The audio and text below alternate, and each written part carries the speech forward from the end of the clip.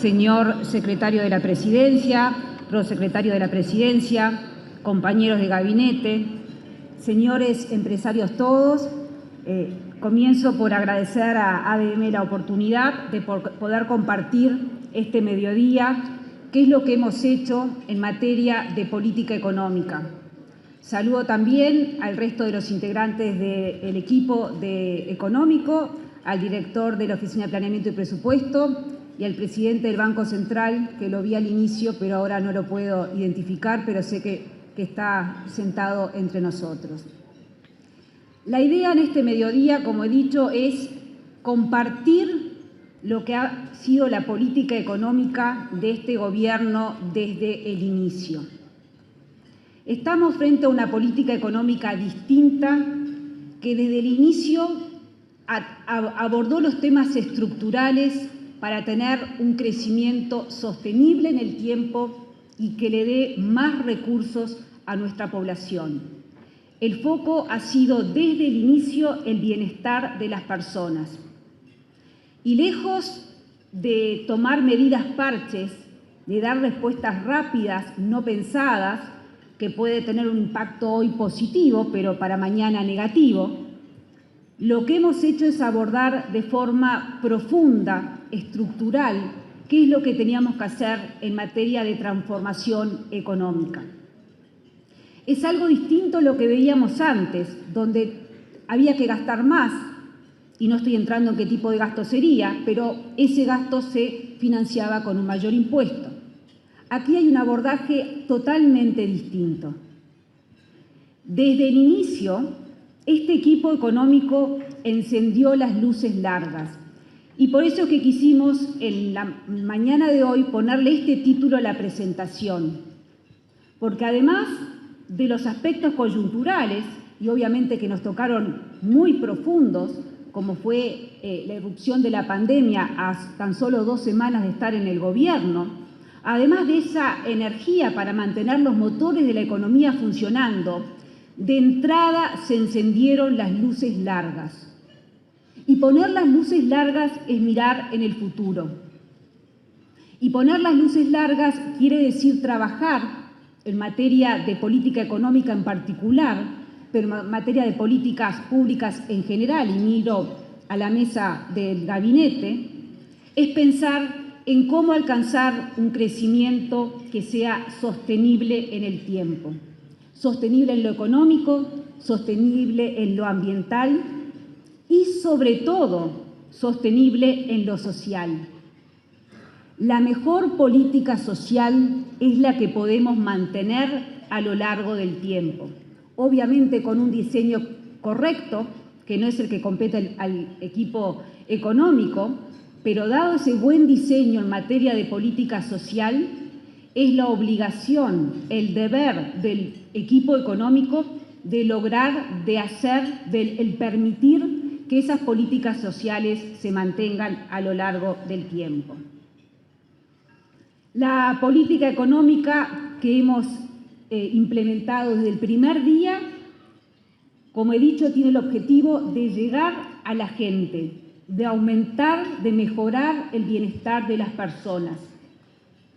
Y yo diría que en ese sentido es una política popular, en el sentido de llegar a la mayor cantidad de personas posibles, que no tiene nada que ver con una política populista, pero sí se ha traducido en hechos concretos los apoyos a los sectores más vulnerables de nuestra sociedad, se ha traducido en un abordaje estructural de las políticas sociales, no solamente dar una transferencia, sino apoyar de fondo lo que se necesita, se ha traducido en un aumento del empleo, que es la mayor política social que podemos tener, se ha traducido en mayor inversión y en mayor crecimiento. Y en algo que vamos a ver claramente en la mañana de hoy, en un apoyo muy significativo a nuestras pequeñas y medianas empresas. El abordaje de esta política económica, de estas luces largas, de esto de mirar hacia adelante y no quedarnos solamente con lo que está pasando y con las urgencias, hoy ya nos muestra sus frutos.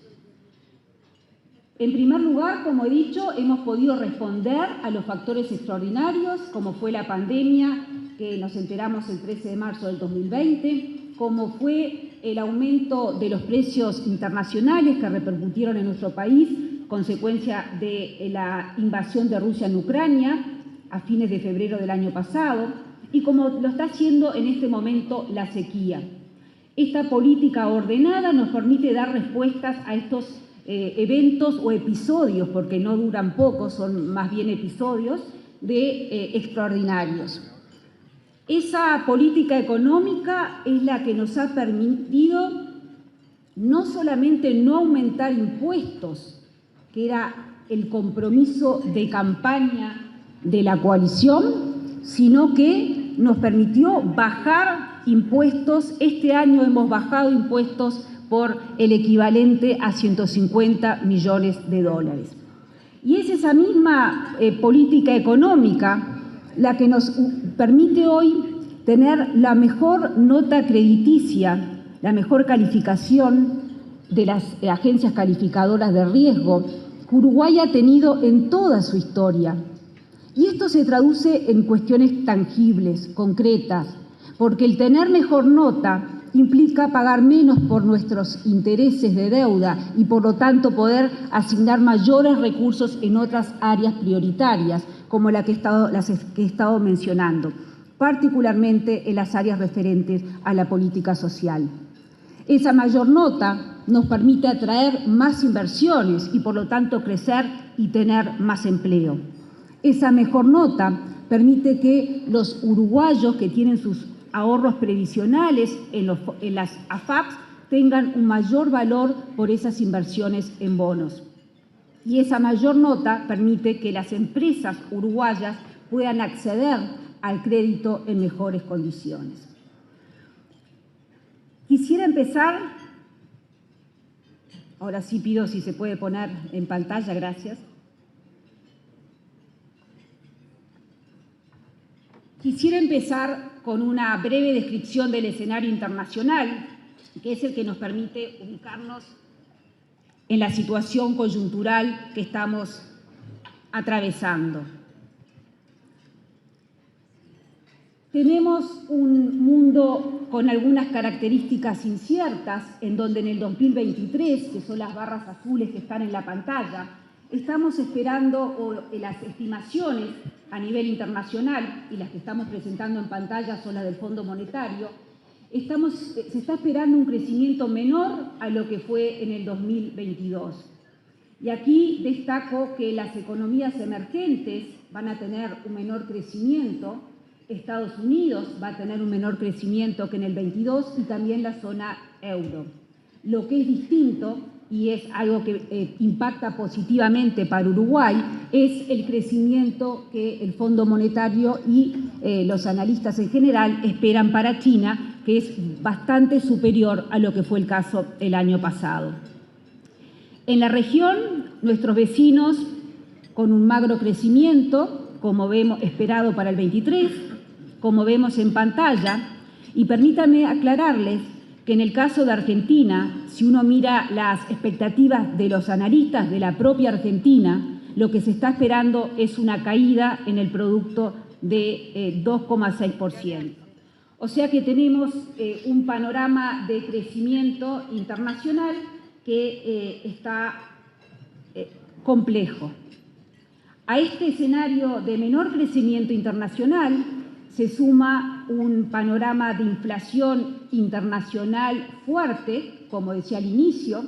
Esto responde a la invasión, a la guerra que estamos atravesando, pero corresponde básicamente a las políticas monetarias expansivas que han tenido los países desarrollados. Como respuesta de eso, a mano derecha, esos escalones que vemos corresponden a los aumentos de la tasa de interés, el de más arriba el azul de Estados Unidos, el intermedio del Reino Unido y el naranja, marroncito creo que se ve de lejos, que es el que corresponde a la zona euro.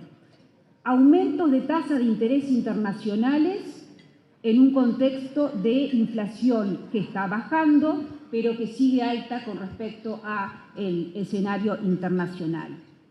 Como elemento positivo, a pesar de la volatilidad de lo que ha sucedido en los mercados financieros este verano, en marzo, justito ahí en verano, creo que fue los primeros días de marzo, que tenemos un problema en un banco en Estados Unidos, a eso siguen otros problemas de banco. Igual lo que uno observa cuando estudia la volatilidad en el mercado financiero es que esa volatilidad ha disminuido.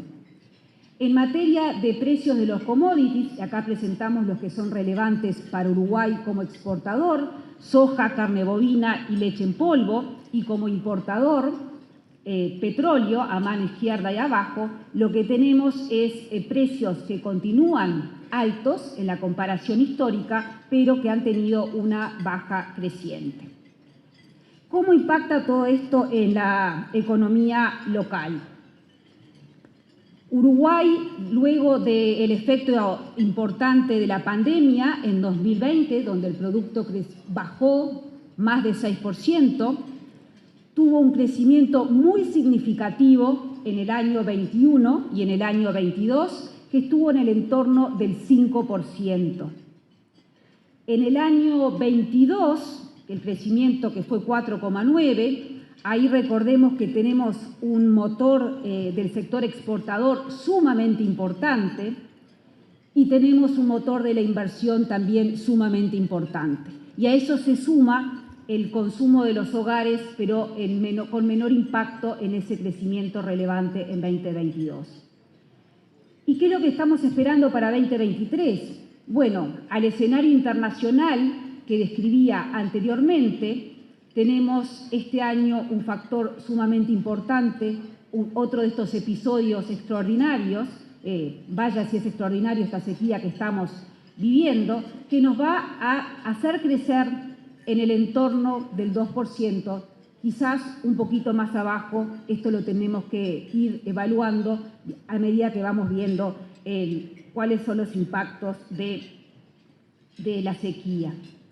Tenemos en este 2023 también un sector exportador menos dinámico y tenemos, y veía el presidente de ANCAP por aquí sentado también, una refinería que este año le toca mantenimiento y eso también nos va a impactar a nivel del producto. Este 2% de crecimiento esperado para este año está en línea con lo que llamamos el crecimiento potencial de la economía, que es un 2,1%, que es el que realmente nos habilita a tener los recursos necesarios para llevar adelante la política pública. Aquí es parte de estas luces largas que ha tenido el gobierno. No solamente mirar lo que se está creciendo en el momento, sino que mirar cuánto crecemos potencialmente para adelante y actuar en consonancia con ese crecimiento potencial. Por lo tanto, el gran desafío que tenemos como equipo económico es aumentar esa tasa de crecimiento. Y ya lo han dicho economistas premios Nobel, que cuando uno mira el crecimiento de un país, todos los demás aspectos económicos pasan a ser secundarios. Lo que necesitamos como país es crecer. Y por eso es que hemos puesto desde el inicio estas luces largas para adelante. Ese crecimiento en el 2023 va a estar de la mano de una recuperación del salario real que ya se vivió en el 2022 y va a ser uno de los motores del crecimiento del 23. Salario real que se recupera implica mayor consumo de parte de los hogares. Acá tenemos uno de los motores de crecimiento para este año.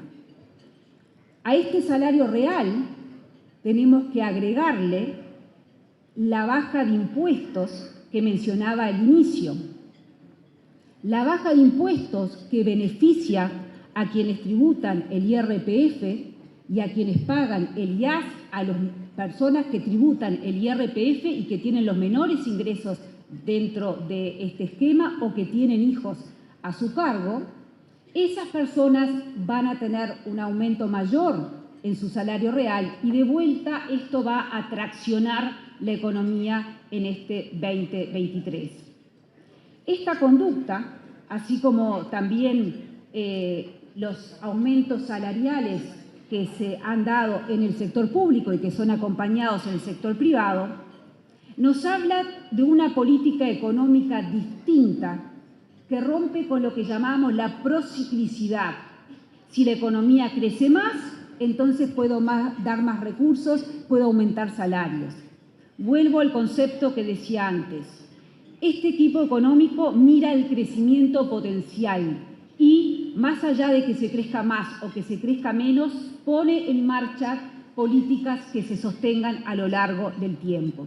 La recuperación del salario real es un ejemplo de esta política. La baja de impuestos en este año es un ejemplo de esa mirada hacia adelante para tomar las medidas en el día de hoy.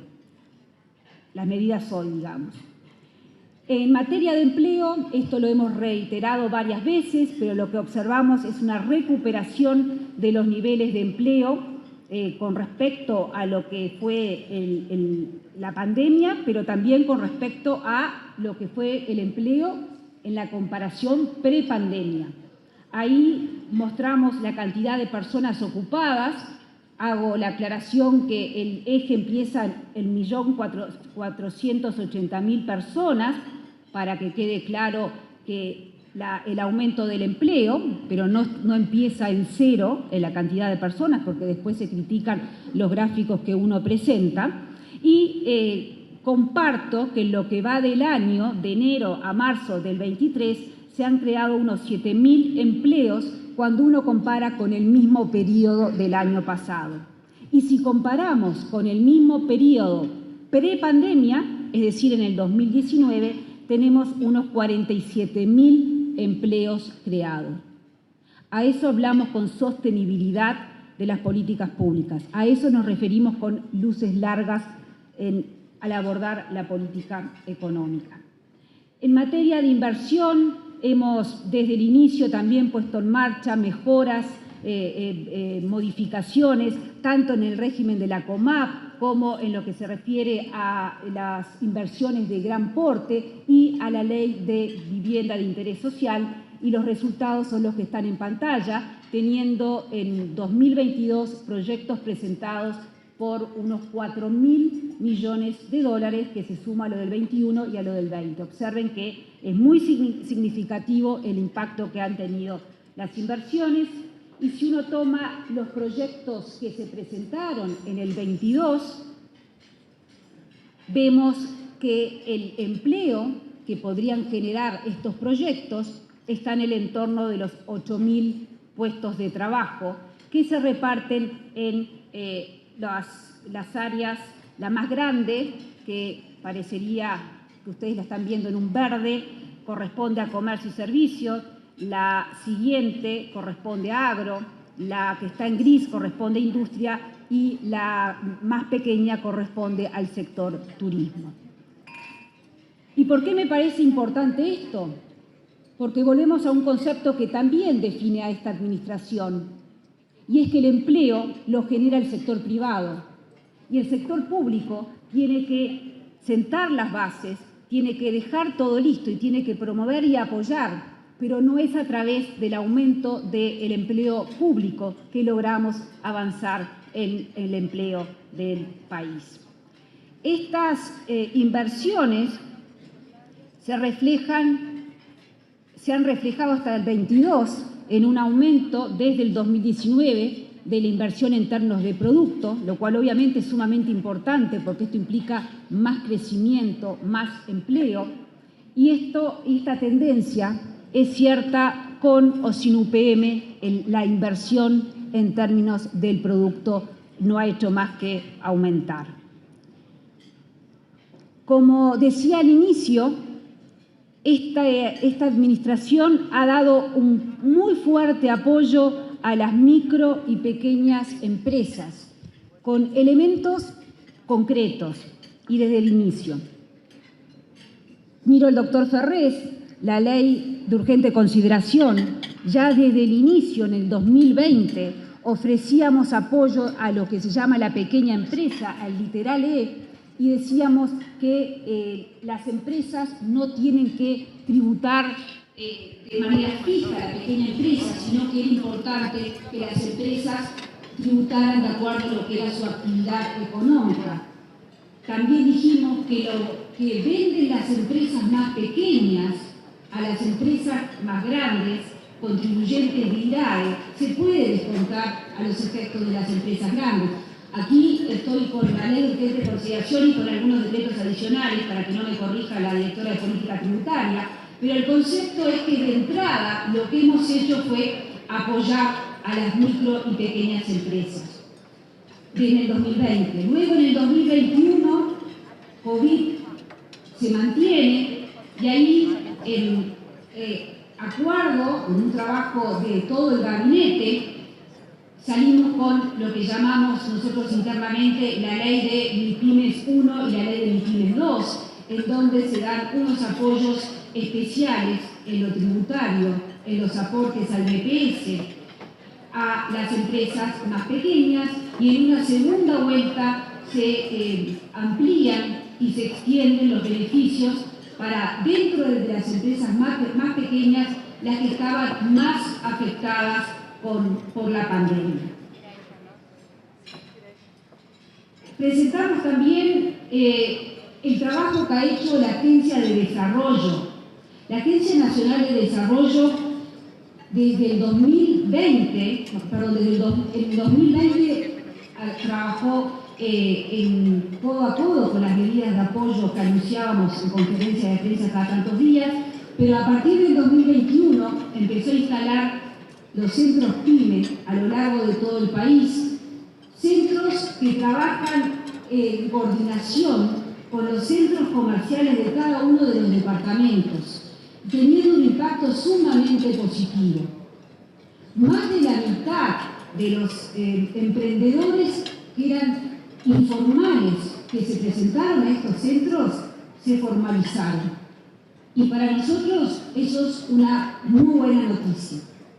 Más del 40% de los emprendedores que se presentaron, cuando digo emprendedores estoy hablando de más de 10.000 emprendedores que se acercaron a estos centros PYME.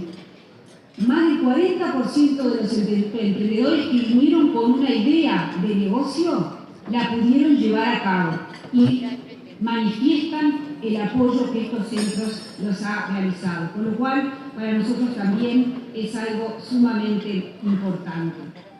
Luego, el cuarto punto que estamos presentando de apoyo a las micro y pequeñas empresas tiene que ver con la ronda salarial vigente, la novena ronda salarial, en donde se le dio un tratamiento distinto a las micro y pequeñas empresas.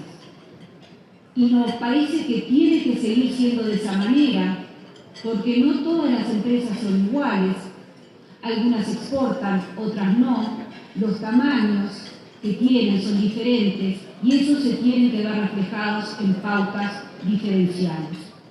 Finalmente, y no sé si lo más importante, pero sí lo más nuevo y de gran impacto, es el alivio tributario que se le ha ofrecido a las empresas más pequeñas. En primer lugar, las empresas que pagan el IRAE ficto dejan de pagar un monto fijo y pasan a tener una tasa progresiva por tramo en un esquema similar al IRPF. Y esto es algo que muchos de los que están sentados aquí nos venían y nos decían en el Ministerio, en la Oficina de Planeamiento y Presupuesto. Es algo que hemos escuchado de las propias empresas que era importante cambiar ese esquema. Porque si me pasaba en un peso de la facturación, ya mis ingresos todos tenían que tributar de otra manera. Y por eso es importante a esta escalerita, a este esquema progresivo. También a nivel de la pequeña empresa, lo que ya ustedes conocen como el Interalé, se logró que si un año le va mejor, la facturación aumenta, no tiene que cambiar de categoría de ejercicio por 3 años, perdón, no tiene que cambiar de categoría tributaria por 3 años, sino por un único ejercicio. Esto es algo que lo veníamos escuchando y también solicitado por las empresas. También en materia de IMEVA, se aumentó el tope para poder permanecer dentro del IMEVA, un reclamo también que desde el inicio escuchábamos y que en una situación de sequía nos parecía apropiado dar una respuesta. Y finalmente, y volviendo a las microempresas, lo que se denominan los monotributistas MIDES, tuvieron una condonación de las deudas que se habían generado durante la pandemia. Se dio una respuesta directamente de condonación para este grupo más afectado y que había sufrido directamente las consecuencias de la pandemia.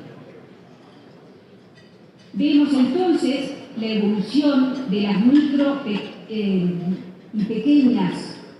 pequeñas y medianas empresas y vemos que a partir de agosto del 2020 estas empresas, luego de aguantar el temporal del COVID, no hacen más que aumentar y tenemos aquí el último dato hasta diciembre del año pasado.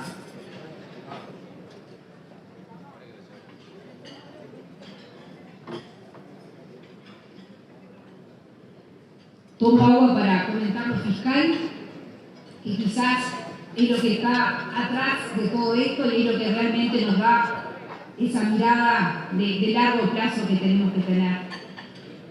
Y aquí lo que estamos presentando es el resultado fiscal del gobierno central. Observamos que luego de la caída importante en el 2020, como respuesta al COVID, aquí no lo tenemos separado, lo que es el gasto a través del Fondo Coronavirus, lo que fue la respuesta encapsulada en el Fondo Coronavirus, votado por unanimidad por todos nuestros legisladores. Esa respuesta a la pandemia es lo que explica la caída del déficit, el empeoramiento del déficit en 2020.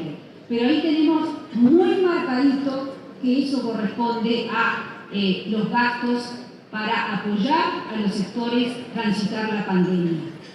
Lo que tenemos a partir de ahí es una mejora en los resultados fiscales en el 21 y en el 22. Estos números son los que el Ministerio de Economía y Finanzas publica todos los meses. Pero el que nos gusta mirar al Ministerio de Economía y Finanzas es este otro número, que solamente lo publicamos 2 veces al año, y miro a Marcela Bellón para que me corrija, lo publicamos en febrero y en ocasión de la rendición de cuentas en junio. ¿Y por qué nos gusta más este resultado fiscal?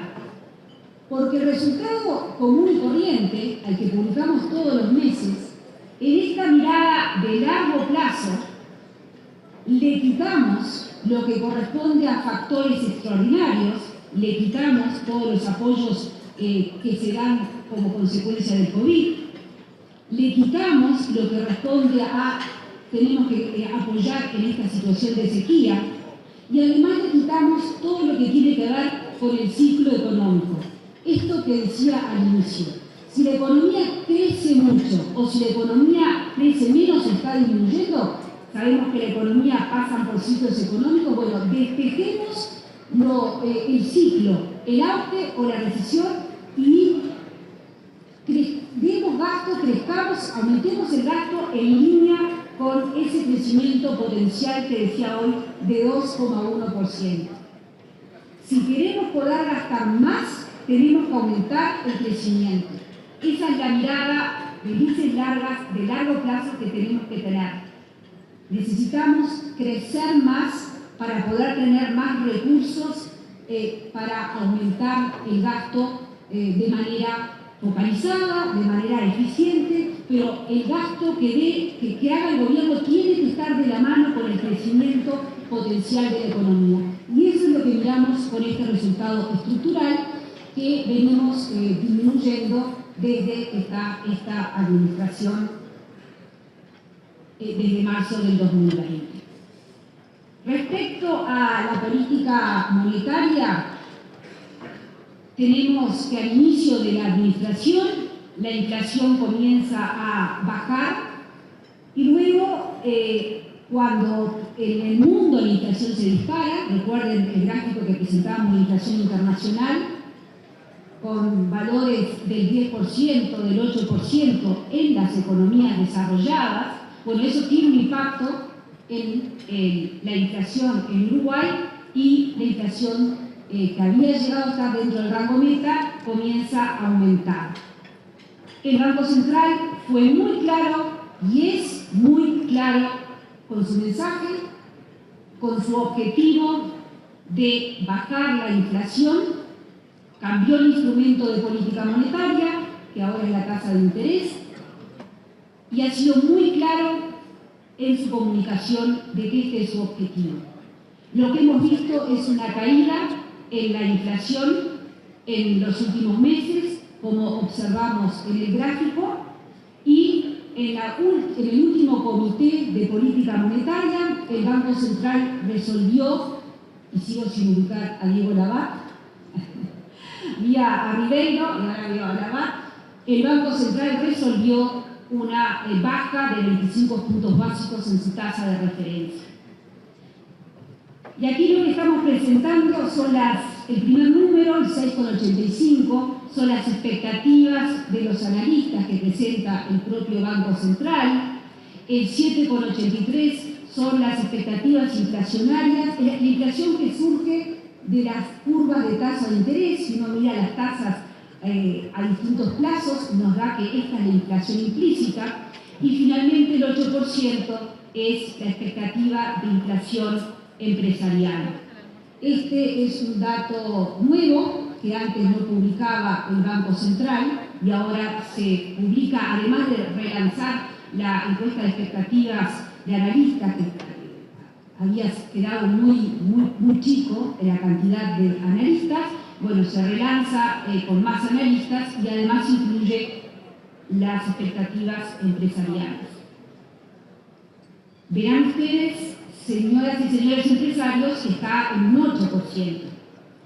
El gobierno le gustaría que esas expectativas empresariales se anclaran en niveles más bajos, porque obviamente al final del día esta expectativa impacta muchísimo en los precios y lo que se espera se termina transmitiendo en los precios de los bienes. Tenemos otros elementos en la inflación, pero este nos parece que es uno muy importante. Ya terminando lo que es la coyuntura, quisiera presentar rápidamente, transmitir la tranquilidad del sistema bancario. Esta diapositiva, este mensaje, realmente que el equipo económico no lo venía haciendo hasta este año, pero dado que hemos tenido estos episodios de bancos que han cerrado directamente, que han sido absorbidos, dado estos episodios, transmitirles la tranquilidad que el sistema bancario todo tiene una alta solvencia, los niveles de dolarización aún siguen siendo altos, pero cuando uno mira lo que tiene que ver con los no residentes, exposición a no residentes, tanto de los depósitos como los créditos, ve que los niveles son sumamente bajos. Con respecto al tipo de cambio real, el tipo de cambio también es uno de estos mensajes o de estas variables de las que recibimos muchas preguntas, y ahí, en primer lugar, lo que el equipo económico responde es que tenemos una situación de exceso o de mucha oferta de dólares en nuestro mercado y que eso se traduce en los niveles que está teniendo el tipo de cambio. Hemos trabajado exhortando a todos los actores del sector público de que su demanda, su compra de dólares la hagan directamente por el mercado cambiario para sostener esa demanda y de alguna manera no llega a neutralizar, pero frenar un poco la tendencia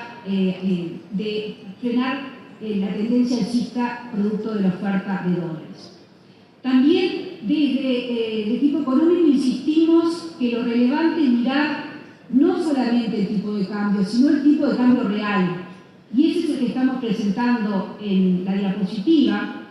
Y lo que dibujamos como esa línea recta es un tipo de cambio real de promedio. Aquí en el Ministerio de Economía y Finanzas no presentamos los modelos, aquí directamente el promedio de tipo de cambio real, pero nos da un análisis muy similar si lo hacemos por modelos, y sí, el tipo de cambio real hoy está por debajo de ese promedio.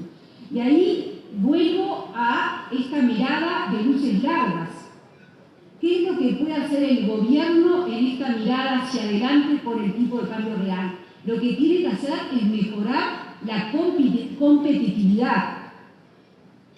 Y para mejorar la competitividad es que el gobierno está contribuyendo directamente con las finanzas públicas con un gasto sostenible, como mostraba la diapositiva anterior, porque mayor gasto público, mayor déficit fiscal me va a tener un impacto en el tipo de cambio real. El gobierno está contribuyendo con menores impuestos a nuestra población, tanto las personas como las pequeñas empresas. Eso es mejorar la competitividad, que es lo que está detrás de este indicador. Estamos contribuyendo también en la evolución de las tarifas públicas. Por supuesto que no podemos ir contracorriente de lo que pasa con el petróleo en el mundo. Hemos sido muy claros y muy transparentes con el sistema, pero sí las tarifas públicas han evolucionado de manera que nos ayudan en esa competitividad. La obra vial que el ministro Falero presentaba hace algunos días en este mismo lugar, eso implica mayor competitividad para quienes trasladan sus mercaderías a lo largo y ancho de nuestro país. Y también esta mejor nota que tiene Uruguay hoy, ese menor riesgo crediticio, también influye en el crédito que las empresas, a las tasas a las que las empresas pueden acceder al crédito. O sea que eso también es contribuir a la competitividad.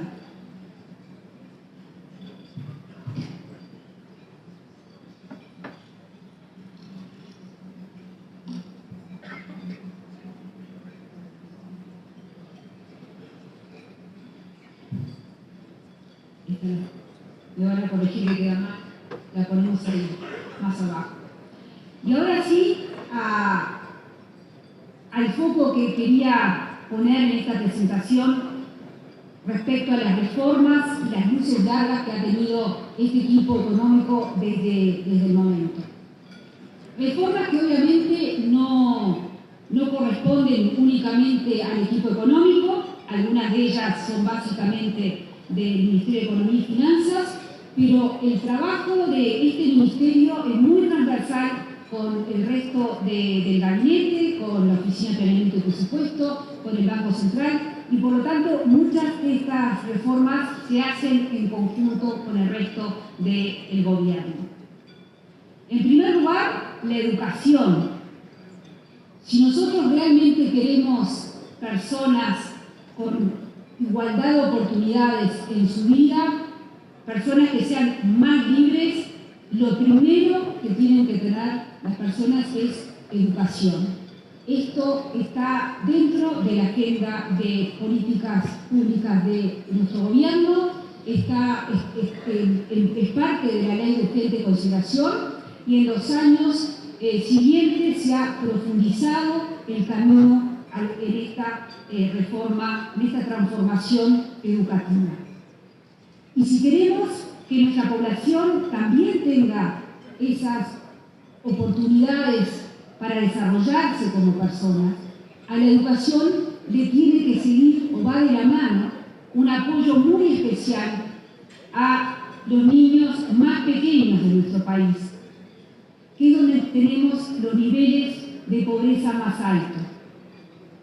Aquí es importante repasar que mientras el primer año el gobierno respondía rápidamente para apoyar a los sectores más vulnerables a atravesar la pandemia, ahí detectamos que habían debilidades que no eran solo consecuencia de la pandemia en los niños más pequeños, sino que había debilidades estructurales que venían de antes. Y por eso se trabajó conjuntamente, obviamente, el MIDES, ACE, INAU, ANEP, Vivienda, OPP, me puedo estar olvidando de algún ministerio, pero los CAIF, INAU, se trabajó en un programa específico y en la primera rendición de cuentas de este gobierno, que fue la correspondiente al año 2020, que presentamos en el año 2021, ahí se puso un programa particular, en un artículo particular, en donde se ponía en marcha un programa estructural de primera infancia. Se pusieron a disposición de las distintas instituciones que llevaban adelante este programa el equivalente a 50 millones de dólares. Eso fue desde la primera rendición de cuentas. Eso es ponerle luces largas y no solamente centrarse en el apoyo que necesita la persona hoy, pero sino lograr que esto sea sostenible en el tiempo.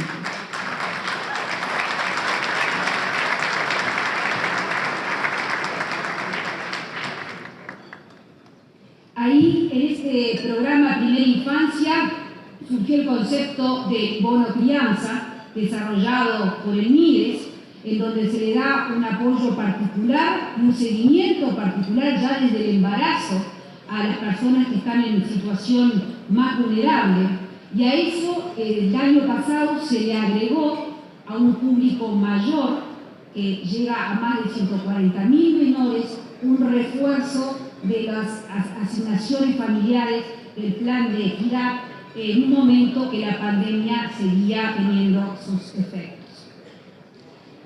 Junto en esta misma rendición de cuentas, en el año 21, rendiendo cuentas del año 20, verán que el foco del Ministerio de Economía es cómo hemos asignado los recursos. En esa misma rendición de cuentas, además del programa de primera infancia, se presentó un programa especial para poder dar solución a tantos uruguayos que viven en asentamientos. En esa primera etapa, las personas no solamente necesitan ese apoyo en recursos, pero también necesitan tener una vivienda digna para salir adelante. Lo que se hizo en esa rendición de cuentas fue tomar algunos ingresos que se dirigían directamente, dos montos que se dirigían al Instituto Nacional de Colonización, y se los redirigió para que se dirijan a un fideicomiso que va a disminuir, y lo está haciendo ya, la cantidad de asentamientos que hay en el país, dando una solución integral que tiene que ver con la vivienda, pero también con los aspectos sociales, trabajando desde una nueva dirección de vivienda conjuntamente con el Congreso de Intendentes. Acá es un trabajo en donde están involucrados los intendentes, las intendencias de los países, del país, y donde tiene también un rol muy especial medir. De esta manera se dieron aproximadamente unos 40 millones de dólares anuales a este fideicomiso, que puede apalancar, si la velocidad de ejecución del fideicomiso lo necesita, esos recursos pueden apalancarse por un endeudamiento que permita acelerar el plan de asentamientos. Yo diría que estos dos aspectos, de primera infancia y vivienda, constituyeron un hito histórico en nuestro país en lo que se refiere a políticas sociales. Así lo presentamos en el 2021 y estamos convencidos que así lo es. En esta mirada de luces largas, vuelvo a tomar el aspecto fiscal que presentamos en la coyuntura, pero ahora con esta mirada de largo plazo. Y acá sí, esto compete al Ministerio de Economía y Finanzas. El nombre feo, suena duro, regla fiscal, que no es más ni menos que ser prudentes con los dineros de todos ustedes, de los contribuyentes. Ser prudentes y mirar hacia adelante. Ahí el foco, la regla fiscal tiene 3 pilares, que son los que presentamos en la pantalla. La primera pata de la regla fiscal tiene que ver con el resultado fiscal que les presentaba una diapositiva para atrás. Les dije, todos los meses publicamos este resultado, pero el que nos importa es este otro, que es el estructural. El que le quitamos los factores extraordinarios y el que le quitamos el ciclo económico. Eso es mirar el resultado estructural. El segundo pilar tiene que ver con el gasto total del gobierno y ahí lo calzamos directamente con que ese gasto tiene que estar limitado por el crecimiento potencial de la economía. Y finalmente le ponemos un tope al endeudamiento del gobierno central. Estos 3 pilares se instrumentaron en el primer año de gobierno. También nos remitimos a la ley de urgente consideración para ver que ahí está el marco de la regla fiscal. Estos 3 pilares se cumplieron en el 2020, en el 2021 y en el 2023. Y lo importante acá, más que el cumplimiento de estos pilares, es que lo que estamos buscando es que la deuda se estabilice en términos del producto. Eso es lo que está atrás de este diseño de regla fiscal. Veníamos de un tiempo en donde en nuestro país no había credibilidad fiscal. Se ponía un objetivo y no se lo cumplía. Se cambiaba el objetivo y tampoco se llegaba a ese número fiscal. Este gobierno logró reinstalar la credibilidad fiscal. Y esto no es que nos gustan los números y qué lindo la regla fiscal. Esto es la base para llevar adelante políticas sociales sostenibles. La regla fiscal lo que nos permite es la sostenibilidad de las políticas sociales diseñadas por quienes correspondan. Pero si desde el equipo económico ponemos y sacamos los recursos y bailamos al ritmo de la economía, no tenemos una permanencia en el tiempo de las políticas sociales necesarias.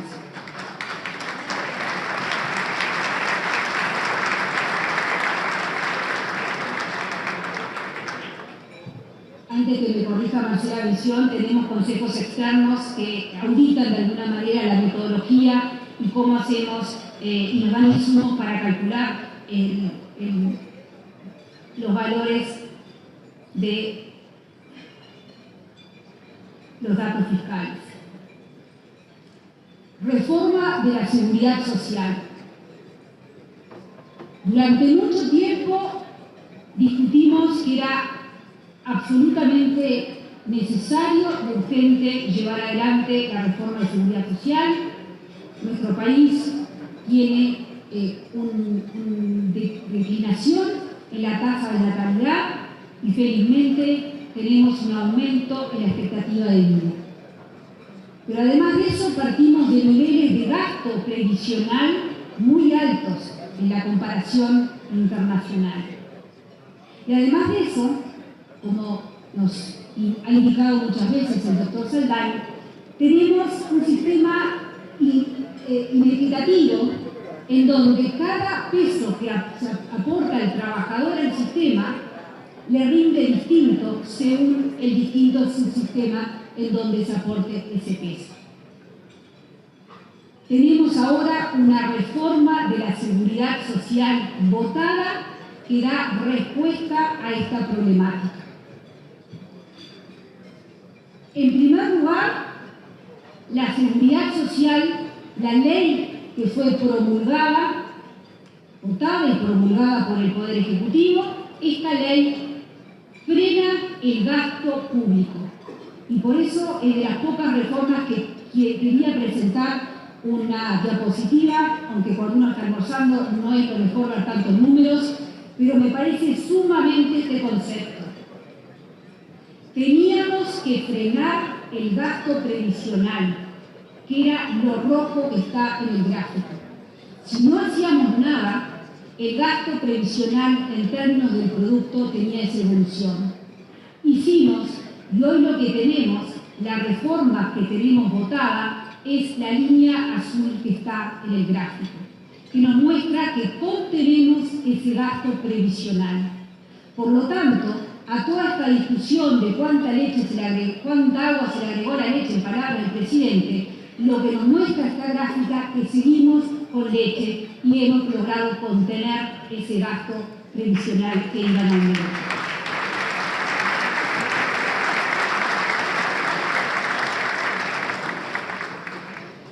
Esto no solamente lo muestran los números, no solamente es una convicción del gobierno, sino que hace pocos días la calificadora Standard & Poor's aumentó la nota crediticia de nuestro país a la categoría BBB+, que es la más alta que ha tenido Uruguay en su historia. Y lo primero que pone en su largo informe es el elemento de la nueva institucionalidad fiscal y de la reforma de seguridad social que en ese momento decía que descontaba si iba a aprobar. Hoy está aprobado.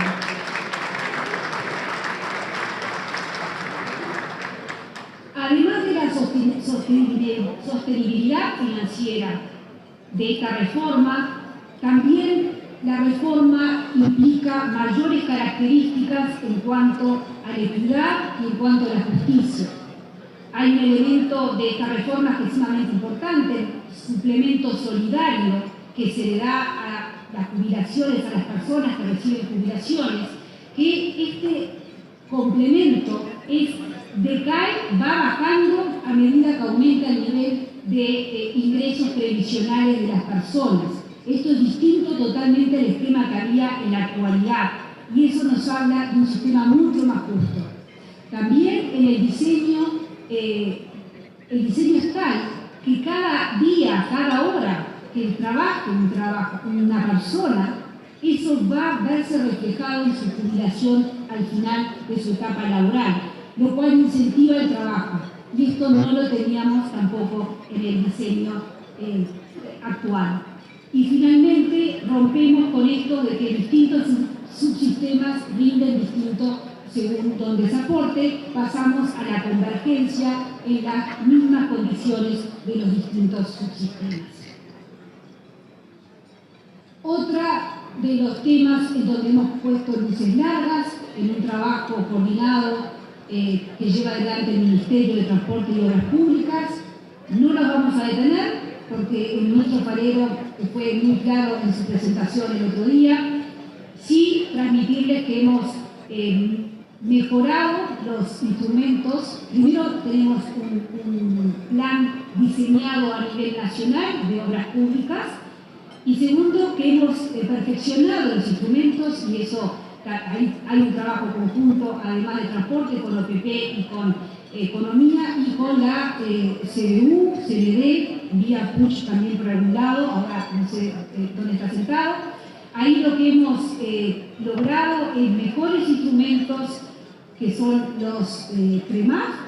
Se trata de contratos de menor tiempo, de menor permanencia en el tiempo, donde los riesgos entre público y privado se reparten de otra manera y eso ha implicado una disminución de costos que el ministro Falero ha sido bien claro en transmitir.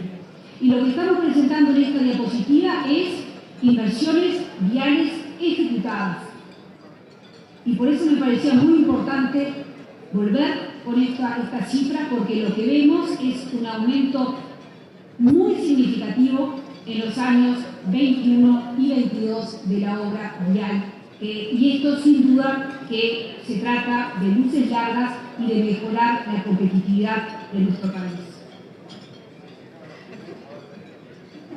Un tema que compete también directamente al Ministerio de Economía y Finanzas, en este caso con los ministerios sectoriales, ganadería, industria, turismo y por supuesto la Cancillería, es lo que ha avanzado Uruguay en materia de inserción internacional.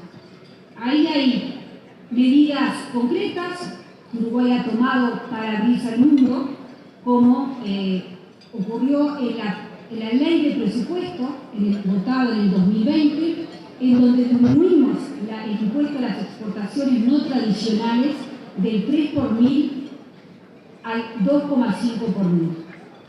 Luego tenemos, a fines del año pasado, Brasil promueve una rebaja de un 10% en el arancel externo común.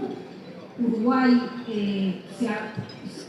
apoya esta medida y este arancel externo común implica una baja en la tasa arancelaria de importación de aproximadamente el 80% de los productos que importa Uruguay. En la misma línea, a mediados del año pasado, en momentos que estaba aumentando la inflación internacional, como mencioné anteriormente, se busca medidas para apoyar el poder adquisitivo de los ciudadanos y dentro de estas medidas, conjuntamente con el Ministerio de Industria, se toma la decisión de disminuir la tasa que cobra el LATU por la importación de alimentos y de bebidas de un 1,5% a un 0,5%. Estamos trabajando conjuntamente, reitero, con el Ministerio de Industria, en la reglamentación del análisis de riesgo para evaluar las importaciones, monitorear la calidad de las importaciones de alimentos y de bebidas que se realizan en nuestro país.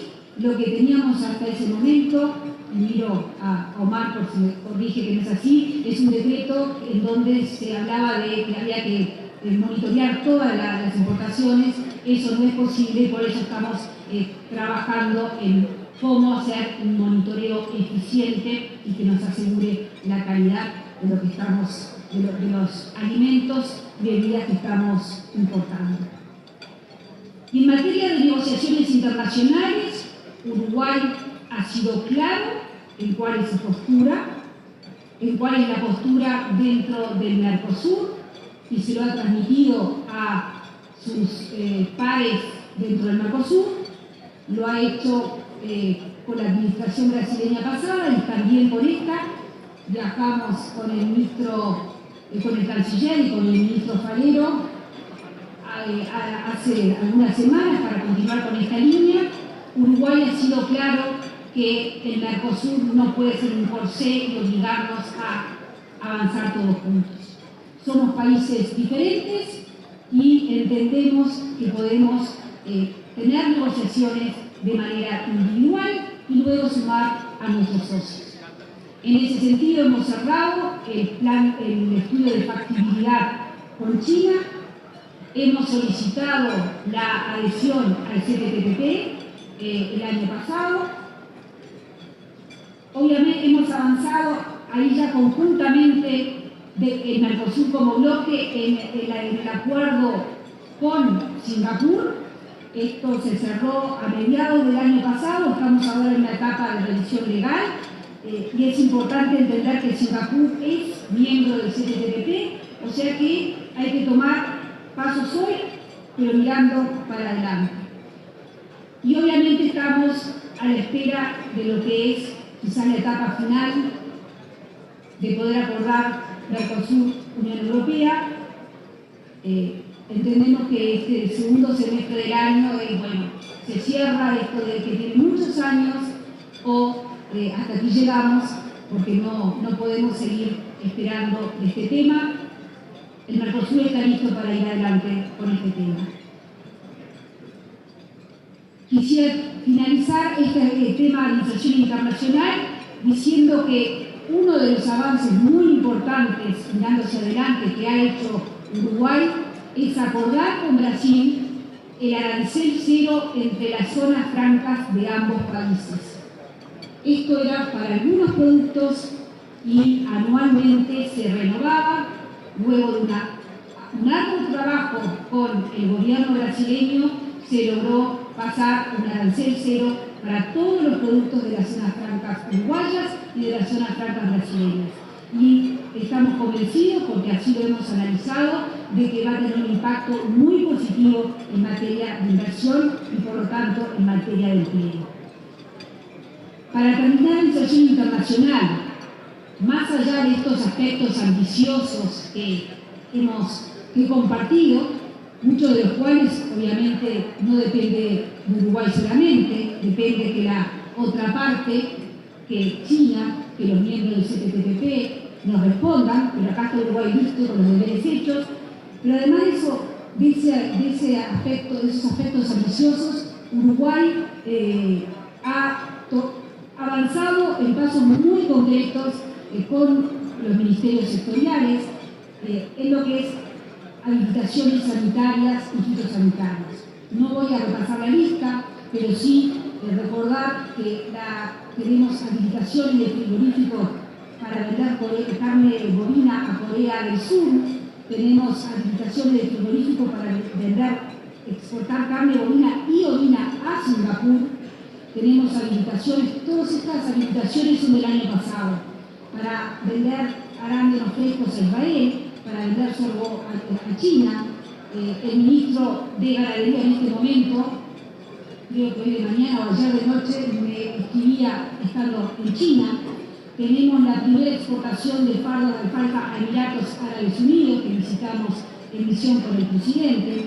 Tenemos la aprobación del certificado sanitario para exportar carne aviar a Arabia Saudita, la habilitación de frutas frescas y cítricos a Perú, la habilitación de lengua bovina a Japón. Recordemos que también tuvimos acompañando al presidente de la República en una misión a Japón el año pasado. Otro de los temas de luces largas de la agenda estructural, de forma muy breve, estamos trabajando en el Ministerio de Economía y Finanzas y conjuntamente con los demás ministerios sectoriales en lo que es la microeconomía de los precios. No solamente importa la inflación, el aumento de precios, sino que también importa cómo se forman esos precios. Y un ejemplo de este trabajo es la disminución en la tasa GATU que mencioné anteriormente. Voy a ir más rápido porque me dicen que parece que esto es muy largo. En materia de política ambiental, nos quedan solamente dos reformas más para comentar.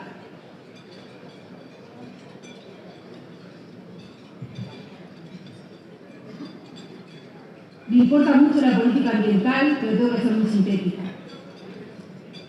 Uruguay también desde el inicio, esta administración entendió que la política ambiental no podía ser ajena a la política económica.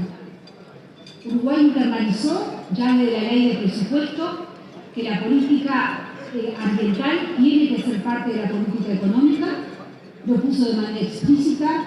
La reducción de los gases de efecto invernadero y la adaptación al cambio climático iban a ser parte de la política económica. Y así hemos dado muchos pasos, no los voy a repasar por problema de tiempo, pero sí quisiera destacar un aspecto en el que Uruguay está siendo pionero en el tiempo, está siendo pionero en el mundo. Se dice mucho de que hay que avanzar de manera ambiental, de manera responsable con el ambiente. Lo dicen los países emergentes, pero también los países desarrollados. Pero lo que nos falta son instrumentos en donde se alinee la conducta ambiental con resultados económicos concretos. En ese sentido, Uruguay ha sido pionero en la emisión de un bono cuya tasa de interés está atada a los compromisos ambientales. Si Uruguay cumple con esos compromisos ambientales, paga menos tasa de interés. Si Uruguay no llega a esas metas ambientales, es penalizado y paga una tasa de interés mayor. Los compromisos ambientales surgen del Acuerdo de París, surgen de las contribuciones nacionales determinadas que había presentado el país. Es decir, que no se toma cualquier cosa, sino algo concreto que se pueda medir, que se pueda verificar. En esa misma línea de beneficiar el comportamiento ambiental de los países, es que Uruguay está trabajando con el Banco Mundial para lograr el desembolso de un préstamo cuya tasa de interés también esté atado al comportamiento ambiental. Si Uruguay cumple con los objetivos ambientales de vuelta del Acuerdo de París, la tasa de interés que paga el país es menor. Y esto es sumamente interesante porque en el caso de los préstamos de los organismos multilaterales, alguien tiene que pagar esa menor tasa de interés. Y lo que está trabajando Uruguay, lo que está solicitando, es que sean los países más desarrollados que paguen esa baja el interés que paga el país. Y así realmente se concreta en un apoyo tangible, tanta prédica de los países desarrollados por apoyar la recuperación ambiental. Finalmente, en materia de innovación, aquí también creemos que Uruguay tiene ventajas comparativas en lo que son el mundo científico, en lo que es los aspectos tecnológicos y, como decía recién, en el abordaje de la política ambiental sostenible. Y con eso en mente es que en la última rendición de cuentas presentamos un artículo en donde se asignan recursos concretos a un programa que conjuntamente con el Ministerio de Industria, con la OPP y con el Ministerio de Educación y Cultura estamos implementando, estamos iniciando su lanzamiento y que básicamente lo que se trata es de aprovechar estas ventajas comparativas que tenemos y tener una nueva ola de innovación que se base en la biotecnología, en las tecnologías verdes y en la inteligencia artificial. Y obviamente cuando uno habla de inteligencia artificial, esto llega de transversal a todos los sectores. Nosotros estamos convencidos que tenemos todas las capacidades para que las soluciones que se les ocurran a los uruguayos, los algoritmos que podamos crear, yo no lo voy a crear, pero los algoritmos que puedan crear los uruguayos compitan con las soluciones que pueden ofrecerse en cualquier lugar del mundo. Y eso nos va a dar un salto en materia de crecimiento. Me había olvidado que me faltaba esta parte final. Lo dije al inicio, la nota de Uruguay, la calificación crediticia de Uruguay es la más alta que hemos tenido en la historia de nuestro país, la nota más alta antes de tener, estamos en BBB+, que significa un escalón por debajo de lo que se llama alta calidad y fuerte capacidad de pago. Esto en los mercados se ha traducido en el riesgo soberano más bajo, este es el gráfico a la derecha, que tenemos hasta ahora.